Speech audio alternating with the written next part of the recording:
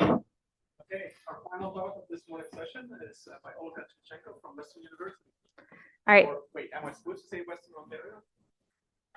You could say either or. I don't know, we've confused things a little bit. All right, well, thank you so much for the invitation to be here. It's been a great couple, I guess, day and a half so far, and I look forward to many more interesting talks. So today I wanted to talk about three-dimensional nonlinear flexural gravity waves, or waves under ice. So this is joint work with my PhD student who's defending next week, so fingers crossed. And she's a physics student at Western University, and Emilian Parot, who's over there in the audience. So, you know, the tougher questions you could just ask him, just joking, and funded by NSERC. Okay, so a little bit about the background and motivation. So why study waves under ice? So in Canada, as you might know, it gets quite cold. And there's a lot of winter roads that connect remote communities in northern Canada. So this is an example from NRC's write-up for guidelines of construction operation over winter roads. And essentially, it's just an overview of a road. And at first, it starts on land, and then it goes towards bodies of water. And then you have an ice road over a body of water. So this is a road in Manitoba. And these roads, so here you go. There's a map. This is a different one in Saskatchewan. So here you go. This is a highway on land, a regular road that is operational in the summer months as well. And then there's a little dotted line addition here, which is the winter road. So that's on land. So it's ice covered and people clear it. And then it continues on this blue addition here. And it's actually sort of going into that lake Athabasca. So this is in Saskatchewan. So these winter roads are a lot cheaper to use in the winter months to transport large equipment like construction equipment to reach these communities that are quite remote sometimes. So a lot of these communities, the only way in, or not, one of the only ways in the summer into these remote northern communities is to fly in, and that gets quite expensive, as we all know with the price of fuel right now. And but yeah, so these roads are quite useful, but people have done studies lately to just look at the effects of climate on them, and there's studies that basically say the period of the time that they're open for transportation has become shorter and shorter. And so what we want to do is we want to look at what happens with these roads made of ice that are over bodies of water. So again, just to reiterate, Canada has approximately 7,200 kilometers of official winter roads. Some of these are over land, some of these are over water. And they must safely support vehicles, especially heavy vehicles with, for example, construction equipment, and really understanding the deformation of this ice as a heavy vehicle drives over it while this ice floats on top of a large body of water. It's quite important to understand what load that ice can support without breaking, how to sort of improve the ice road design, how much of the time can you access that road safely without breaking the ice, and again, sort of relate that back to climate resilience. Okay, so here we have a schematic. I'm not very good at this pointer. Here we have a schematic. We have a truck that's moving on an ice road. So obviously the schematic is a bit exaggerated. You know, you don't really see this giant deflection necessarily in ice in front of your car, but you know, it's small, so you got to exaggerate it a little bit. So it's traveling, and the ice deflects, and then underneath you have a large body of water. And so people have observed this for a number of years, but more recently in 2017, there's a paper by Van der Sanden and Short, where they looked at this highway, and they saw that actually these vehicles, so one traveling faster, another one traveling slower, do displace the ice. So they bend this ice, and they were able to use satellite imagery to actually look at this vertical displacement. It's an order of centimeters, but when I discussed it with them, they said that, yeah, these are, you know, legitimate, very accurate measurements that they did. And I guess the bottom line here too also is that depending on the speed of the vehicle, you're going to get different patterns of deflection. So the ice is going to bend under these vehicles in a different way, depending on if you're going fast or you're going slow. And obviously, you know, it could lead to braking. So that's why it's important. So this is actually a picture, I think it was on CTV News, where the truck fell through the ice. It had a large crack had formed, and obviously things were melting. So winter roads can be dangerous, but you know, mathematically and computationally, we can safely model them without putting anybody in danger. So that's what we're going to look at. Okay, so obviously ice is not all the same. You don't just have these ice roads, which are completely frozen over, and you have vehicles traveling over them, but you could have different things like you can have open water and ice here. There's different kinds of ice as well in the ocean. So this is a photo taken by Alberto Albarello during his trips in the Southern Ocean 2017 and 2019. So this is transition from water to ice, and this is pancake ice. So obviously ice covers can vary quite a lot depending on where they are. And so it'd be interesting sort of to understand a wide variety of these ice covered bodies of water.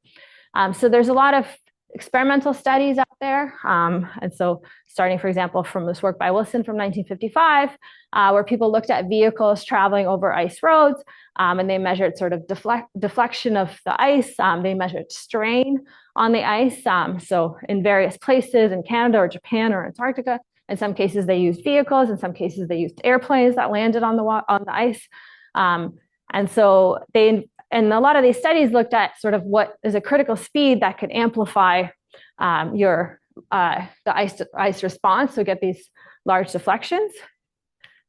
And more recently, there's been work by Emilian, who's right there in the audience, in Japan in 2026, driving a skidoo and trying to measure some of the strain and deflections in the ice. And I guess to be continued, the story of what happens. Anyway, so it's an interesting and ongoing field. And so what we're interested in is approach this from a numerical and computational standpoint. So we want to compute fully nonlinear, three-dimensional flexural gravity waves. And first, I'm going to show you a reformulation of the set of equations. I'm going to consider the surface, and I'm going to consider the fact that you might have something on the bottom, like a bump, some sort of non-trivial bathymetry. To obtain some boundary integrals. If you were in my talk in Siam, Philippe, this might be a repetition, but I'll try to be brief about it. And what we want to do is we want to look at different methods to solve these boundary integral equations. So mainly the hybrid preconditioned Newton-Krylov method. I'll explain what that is. And we want to efficiently solve these boundary integral equations to be able to sort of represent as large of a domain and as accurately as possible these different types of waves you can get. So we're going to get some dense submatrices because of this boundary integral method. And what we're going to do is we're going to look at different applied pressure distributions. Say you have one truck, multiple trucks. We're going to look at spatial variations in ice properties. And then we're going to look at the bottom, what happens when you have some bottom topography. Okay, so this is one scenario we're going to consider. So in some cases, I'll assume that we have infinite depth fluid. We have velocity potential formulations, what we're going to use, and the ice fluid interface is going to be labeled zeta. Zeta will depend on x and y. We're going to go into traveling frame of reference. We'll have some pressure acting on the surface. The pressure will be moving at speed u, will be modeled as p. And so the pressure will be something like this exponential, which will depend on the location. We'll put it at different locations, and we'll sort of also vary the size of it. So Lx and Ly will determine the dimensions of the load. And then what we're going to do also is we're going to consider a term where the flexural rigidity of the ice also varies. Since we're going to be moving frame of reference, we're going to use this beta of y to model our flexural rigidity that will vary in y, and also going to be modeled by this term. And I'll show you that in some cases it represents a channel. In some cases, we'll call it a ridge. So basically, you're going to have smaller and larger flexural rigidity. So you're going to allow your ice to bend more or less, depending on what this beta looks like. And then what I'm going to do on you is I'm actually going to also call beta or bottom topography, depending on the scenario we're in. I'll try to point out what beta represents in each case. Really, I was trying to follow the nomenclature that we decided, or the variables that we decided in our papers. But we kind of ran out of letters for all the different parameters that we had. So we had to call the same things, beta the same things. So we're also trying to follow sort of what they are in the literature as well. But in this case, we have some bottom topography where you might have a bump, a crater, you might have multiple bumps, and et cetera. And this bump is going to be modeled as a Gaussian, and it's going to have some height and diameter.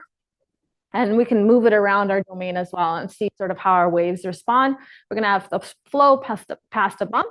And we're going to be able to see some sort of a deflection on the surface that we'll label zeta again. Okay, so flexural gravity waves, waves under ice really depend on the flow of the water or the speed of the disturbance, what your fluid depth might be, the bottom geometry, different ice properties. And so what we're going to do is we're going to base our Newton-Krylov method on previous work. So mainly Scott McHugh's group, Pitagoda, Buttle, and others. They looked at gravity waves, and they've developed a Newton-Krylov method to resolve to sort of maximize or to make their computations as efficiently as possible. And then what we're going to do in this case, we're going to look at flexural effects. So we're going to vary the ice, and we're going to look at variable bathymetry. Okay, so here's a set of equations. I don't think I have to explain this to the audience anymore because we've seen this sort of a couple of times. But the main thing is that we're going to have this boundary condition, which is valid at the surface. And if we have a bottom, if we're not assuming that our depth is infinite, it's also valid at our bottom, which is labeled as beta. And then we have another boundary condition where we incorporate the effects of the ice. Here, I've actually shown the set of equations with an artificial viscosity term. That's really needed for our numerics. And so really the idea is that we do want to set this mu to be as small as possible. In some cases, we can't always set it to 0 because for our numerics to converge, because we're using finitely sized domains, we need to damp out some of these waves. So we have a Froude number, which characterizes, which looks like a u over square root gh, rigidity of the plate. This aleph here, sometimes I'll call it beta as well. My apologies again for using different variables, but we ran out of letters. So that's going to characterize the ice on the surface. Okay, so we're going to use just the simplest model, the linear biharmonic operator. That's just to make sure that our equations and everything works. But as we saw, that actually elastic models can get quite complicated. And so technically we could put those into our code, but we just haven't done it yet because the main issue really has been to trying to resolve these four derivative terms. So we're going to assume that the ice sheet is thin. We have small elastic strains, no breaking. And then we have an inviscid rotational fluid. And so what we're going to do is we're going to reformulate everything in terms of the surface variables. So that's zeta. And in terms of the variables at the bottom, which in this case is beta. Phi we call our velocity potential at the surface. Psi is the one at the bottom. And so we can rewrite the Bernoulli condition as such in terms of only surface variables, since that's only valid at the bottom, at the top. So zeta and phi's are in our Bernoulli condition. So again, this is the presence of ice here, and this is our artificial viscosity. And then we're going to use Green's identities to rewrite the rest of it. So what we're going to do is, we're going to consider the fluid domain V, which will draw as a cylinder. And we're going to essentially let the cylinder sides go to infinity. We'll show the different contributions and what they look like. So if we call SF the free surface, SB the bottom, then so zeta is the surface, beta is the bottom. Then the boundary of the domain is really the sides of the cylinder plus the surface and the bottom. And because we're going to use the Green's functions, we also need these small hemispheres that are cut out. And so here we go. We're going to use Green's second identity on the punctured domain. And so here it is. And we're going to let U to be that velocity potential minus X. And so that satisfies the Laplace equation. The Green's function for this case looks like 1 over R. And so we're going to show you sort of what each integral contribution is along every part of that surface. Okay, so on the cylinder, I guess it's no surprise that as we take that, the sides of the cylinder, R goes to infinity, everything drops out. So the integral we don't have to worry about on the cylinder, on the sides of the cylinder. But when we're looking at the singular hemisphere, so we call it S epsilon, we can consider what the Green's function looks like and the dg by dn, the derivative with respect to the normal. And we can apply this trick where we basically add and subtract this U star term. We could show that everything goes to 0. So this first term and this last term goes to 0, but there's a contribution which is non-zero from that u star and the integral over dg by dn. And so that contribution, because it's half a sphere, looks like 2 pi u star. So that's going to be important. So that part of the integral just goes to 2 pi u star. And so if we consider the integrals along the top and the bottom, we can do a similar trick where we add and subtract a u star term, and we could show that actually this term here also looks like a 2 pi, multiply the respective negative signs and a u star. So that term will cancel with our contribution from the hemisphere. And what we're left with 4 integrals. And now we just have to make sure we know what du by dn, dg by dn look like. And so here I've sort of introduced a bunch of notation. It looks a little complicated, but essentially the main point is that the Green's function looks like 1 over r, 1 over a distance. And so that here that r is defined. And then depending on if we're considering this u minus u star or du by dn, we're going to have these kernels. So k1 and k2. So both of these are going to go like a 1 over square root. And then essentially this is, again, just using Green's function and method of images. And so if we have these 4 integrals left, and then depending on if our star is on the top or the bottom, we're going to have one equation for when our star is at the top and one equation for our star is on the bottom. And so we have these top boundary integral equation here with these kernels in there. We have the bottom boundary integral equation here. So we have these 2 boundary integral equations, one for the top, one for the bottom.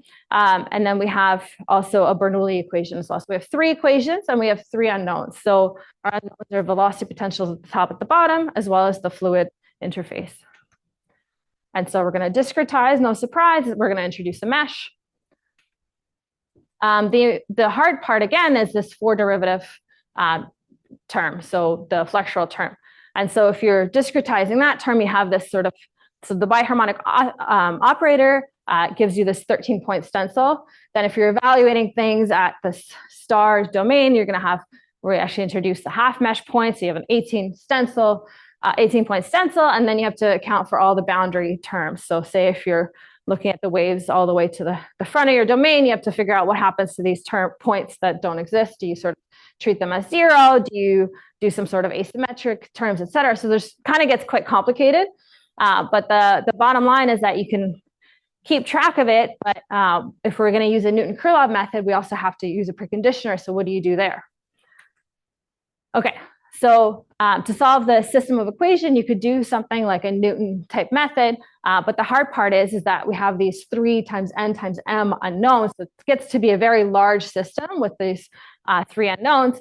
So we go to a Newton-Kirchhoff method, which is basically an iterative method to find your solution. So the Kirchhoff method uses matrix vector products, so you don't have to store the entire matrix, which could be quite dense. But the most computationally intensive part is computing the Jacobian. So if we use a Newton method, we'd have to invert that, which would be even harder. But we're going to use a Newton-Kirchhoff method, so a GMRes, for example. But the hard part is computing the Jacobian still. So instead, what we could do to make sure our Newton-Kirchhoff method converges, we introduce a preconditioner. So a preconditioner is such that when you multiply the Jacobian by the preconditioner, or the P inverse in this case, we kind of try to get as close to identity as possible. So that quantity is a lot easier to invert. And that will reduce the number of iterations we need in our Newton-Kirchhoff method, like GMRes, to actually find the inverse, to actually find the solution. So how do you find this, construct this preconditioner? Well, let's go back to the scenario where I said, let's look at infinitely deep water. And so here, again, what we'll do is, there have been previous studies that consider this situation. So, I've mentioned experiments, but there's also been asymptotic analysis, for example, by Davis and other people that have considered sort of what happens when you have waves over ice. People have come up with dispersive weakly nonlinear models as well. But in this case, what we're going to focus on is we're going to spatially vary the ice properties, which hadn't been done before, as well as the load dimensions and load configurations. So here's that set of equations again. So here I use beta again to describe our properties of the ice. So we have these 2 equations. And when we're in infinite depth, we don't have no longer this bottom topography. Things actually simplify quite a bit. So you have 2 kernels instead of having 4 integrals and 2 sets of equations. Things simplify quite a bit. You just have one, and these 2 different kernels look like 1 over r kind of thing. So here our vector of unknowns is a little bit shorter because we've said, let's not worry about the bathymetry for now. Let's just see what happens without it. So here you go. This is what the Jacobian looks like. So you do have these two dense contributions. So the dark bits are non-zero entries. And then you have this contribution here with a lot of triangles for the flexural gravity waves. The reason you have these triangles is we actually chose the x derivatives to be the unknowns. And so when I actually compute zetas and phis, which is the velocity potential on the surface, you have to then integrate, and they look like these lower triangles. And so the dynamic boundary condition is local. So that's those two submatrices at the top. The boundary integral equation is non-local. So that's two dense contributions. And so our method for the treatment of the flexural term in the Jacobian, which we needed to accurately represent these waves under ice, actually takes advantage of the fact that for the problem where you have no ice, you can actually linearize and you can compute that Jacobian analytically. So we have an analytic expression for that Jacobian. When we add in the flexural term, we just compute that contribution numerically. And that's because that 18-point stencil is really hard to deal with, and especially when you're kind of coming close to the boundaries of your computational domain. So it's nice to represent it numerically. And so essentially our Jacobian has two contributions. The contribution due to gravity, which we linearized and computed that analytically, and the contribution due to the flexural term. And so that means also if we play with the properties of ice, we don't have to recompute that much. We can just recompute the contribution to Jacobian that we need. So here you go. So say we were just looking at the eigenvalues of the Jacobian without doing anything to it.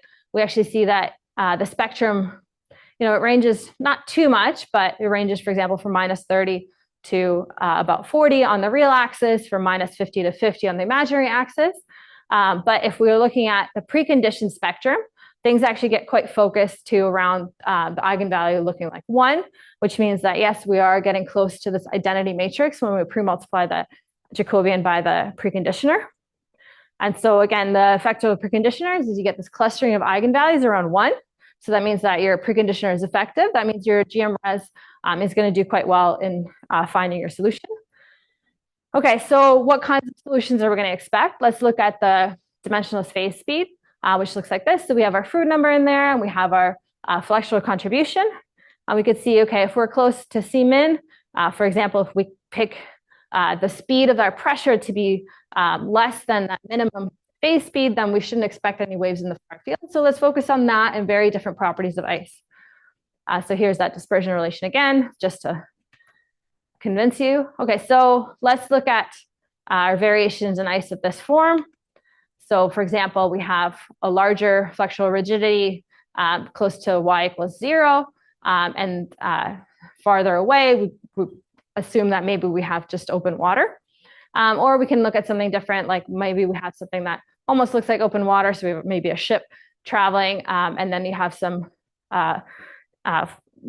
ice on the side with variable flexural rigidity. And the nice thing about that is that varying this beta, varying these properties of ice, only enters through that numerically computed contribution to our preconditioner. So we don't have to change much. We sort of can do it as computationally efficiently as possible. So here are some pictures. When we vary the ridge configurations, we could see we start from this compact shape, and then we can get into these waves behind the load. We can do the same thing, but in a channel. And we could start to see that, we can go from this sort of having a wake behind it to something that looks more two-dimensional patterns. So just by playing with these variations in ice. We can also do something like put multiple pressures.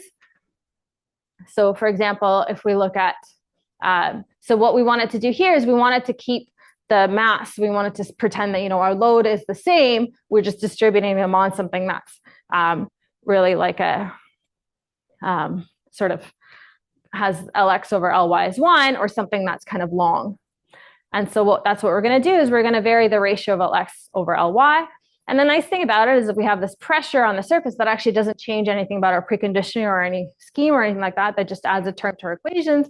So computationally, this is actually quite efficient. We don't have to change too much.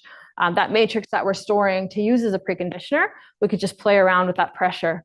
And so what we found is that when the ratio of the width in X to width in Y was 1, we get these compact waves as expected, but as we start to elongate it, what maybe you can't quite see at the very back, but essentially the size of the wave went from the largest amplitude to being at minus 0.7 to something at minus 0.2 to 10 to the minus 3 and even smaller. So we kept the mass to be the same, but we made the distribution to be longer and longer, and you actually see that the wave gets smaller. I guess it's not super surprising, but the nice thing is it kind of suggests a way to transport something heavy is to, distribute it. And so to minimize the deflection of ice. And we can actually compute the strain. So in our case, we're actually computing in just an unscaled strain tensor. So the way that we're going to measure it is the strain is related to the second derivative of zeta of that surface. And so we're going to measure the maximum of it by looking at the eigenvalue of that strain tensor. And so here you go. So if we elongate the load, we'll see that we can actually decrease our strain tensor. And so further elongation really has diminishing effects. So once you say, this is my threshold, you don't really need to make an infinitely long kind of truck transporting your stuff. You can sort of stop at some point. And then we can also do the same thing. We can play around with pressures, for example. We can have 2, 3, 4, et cetera. And so, for example, here we go. So here we have, for example, if you have 2 trucks. So this is one truck traveling right on top of the other, something pretty light, but then you start to separate them. So D equals 4, D equals 8, D equals 12. And you can start to see that you're going to get constructive and destructive interference. Again, not a huge surprise because we were dealing with waves. But the nice thing is that if you sort of take a cross section in X, you can see that there's some distance between the 2 loads. For example, D equals 4 in this case, kind of minimizes your strain. But if you put sort of 2 trucks side by side, you don't really get the same effects. You don't really have this constructive destructive interference. And so here you go. This is when you have one truck after another. You can kind of see at a particular separation, you have a minimum strain. And then when you have them side by side, you sort of see a decrease, but it doesn't really, you don't really have this destructive interference. Okay.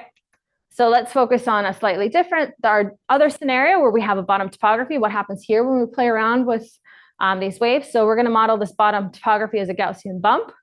We just need to make sure it's something that fits within our boundary integral formulation. Things decay nicely at infinities, and you don't just keep having some sort of a rough bottom.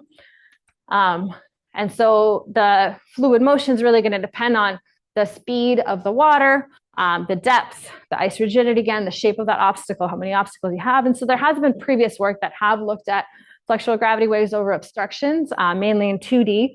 In 3D, mainly the work has been only for flat bottoms or infinite depth. And so here we're going to look at variable topography. What does that do to our preconditioner? Well, the Bernoulli equation is still nice and sparse. This is, I guess, our Jacobian, but effectively the preconditioner. The first integral equation, you have a dense contribution here. You have another dense contribution there. And then the second integral equation also gives you 2 dense contributions. Again, these are our variables in our problem, zeta x, which is that fluid surface, phi x, which is the velocity potential at the top, and psi x, which is the velocity potential at the bottom. So again, that's why you see these triangles, is we're using the x derivatives as our variables. And so again, preconditioning does a good job of clustering our eigenvalues. That inset shows you that eigenvalues are clustered around 1. So again, you're sort of getting close to a closer to an identity matrix. But in this case, we're going to look at different flow regimes. So if we fix, for example, the speed of the flow, which is u equals 1, then we can adapt the other parameters. So in this case, we call that flexural rigidity aleph and the Froude number to go into different regimes. So we can go into subcritical and expect different contributions than from the intermediate and the supercritical. So supercritical, for example, gravities, you're going to have a downstream wake. Sorry, I meant to go back. And then in a subcritical, for example, you should have these localized waves again. So here are the parameters. And in this case, the important thing to note too is that we have put in back our artificial viscosity. That's just to make sure that our waves stay within our domain. And then our grid sizes will kind of depend on the types of waves that we expect, whether they're shorter wavelengths or longer wavelength waves. So in the subcritical regime, here we go. We have a bump. It kind of all looks really nice. Everything's well resolved. Crater sort of flips with the effects that happen, but still everything is nice, very well resolved. And so you can see that they sort of mirror each other, but not quite. You can do cross sections in the flow direction or the transverse direction. Then we can go to the intermediate regime, and you see that you have waves in the front and waves in the back. So you have flexural waves and gravity waves. Then you can play around sort of, do you have a bump or crater? And you can see these patterns again. And again, short wavelength flexural waves are upstream, gravity waves are downstream, everything's well resolved. You can do cross sections, you can see exactly these shorter waves in the front, longer waves in the back. The elevation, so bump and crater gives you different sort of a flip of the wave. And then you can look at the supercritical and you start to have the shadow region there, but you still see these flexural waves at the front. Everything's well resolved. Here we had to increase a little bit our mu, but just to make sure that everything's sort of still decayed in front of the wave so that we could keep our boundaries to be something that was computationally possible. And again, here's that crater. So everything's, again, nice and resolved. And you see the flexural waves. You have a produced downstream wake. And so again, you could do these cross sections. In the flow direction, you see these really small waves at the front, but our method can manage that pretty well. And you have these shadow zones in the back. So behind the obstacle, you don't really have any waves. So again, the subcritical response was mostly localized as expected by the linear dispersion regime. Our nonlinear solutions also gave us that. In the intermediate regime, we got these short waves upstream and longer waves downstream. And the supercritical, we had the shadow region. Everything was quite well resolved and corresponded well to the dispersion relation. And then the bump versus crater gave us different results, so elevation versus depression. Okay. So what I wanted to show as well is that these hybrid preconditioning methods are actually quite fast. So when we used to use sort of blindly that fsolve in our Python code, it would take us many, many hours to run the solver. Sometimes we would actually time out on their servers. When we went to a numerical method for computing the preconditioner, so one might say, why don't you just compute that Jacobian just purely numerically, not do any analytic sort of linearization around flat water? Well, it was still very slow. It took us many hours to generate that because we couldn't quite predict where we would have zero terms. We couldn't take advantage of sparse matrices and things like that. But then when we went to a hybrid preconditioning method on a GPU, that actually the computational time went to seconds. And now we're actually limited by memory, not time. So, if we had more GPUs, we could do this on larger grids, more mesh points. And so really that hybrid preconditioning, so taking advantage of the fact that we know something about the linear problem, computing on a GPU means that, now we can produce results in seconds and we can start to vary all these different things, like all the bottom topographies, put in a lot more things, vary ice and et cetera. So again, future work is what happens when you put even rougher topography.